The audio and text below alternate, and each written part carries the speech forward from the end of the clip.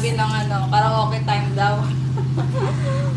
Sensya na kayo guys ha, kasi kapag nagpapakain po talaga ako ng mga dogs namin, talagang kumakanta po ako kahit hindi maganda ang aking voice.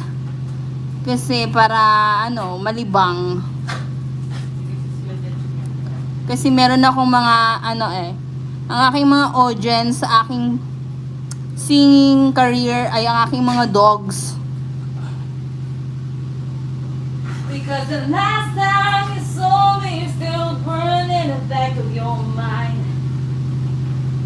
You gave me roses, you left them there to die.